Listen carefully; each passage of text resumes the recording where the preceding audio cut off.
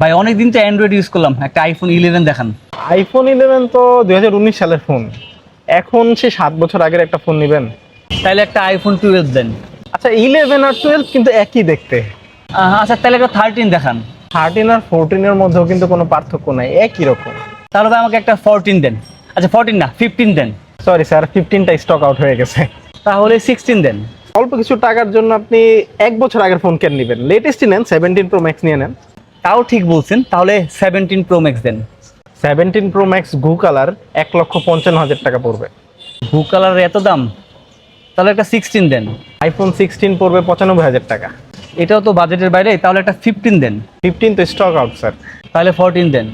iPhone 14 70,000 টাকা পড়বে sir. বাজেটের বাইরে তো। আচ্ছা ভাই তাহলে একটা 12 দেখান আমাকে। iPhone 12 ইউজড 40,000 টাকা। তাহলে ভাই একটা 11ই দেন। iPhone 11 30,000 টাকা। ভাই তাহলে কি সিম্ফনির অ্যান্ড্রয়েড ফোন হইব? সিম্ফনির অ্যান্ড্রয়েড ফোন 15,000 টাকা থেকে শুরু। Button phone? না, এই সময় ওর বাটন ফোন ব্যবহার করা যাবে না। ভাই একটা হচ্ছে 15,000 টাকার ফোন দেন, 5 বছর কিস্তি দেন। ভাই একটু কাছে আসেন।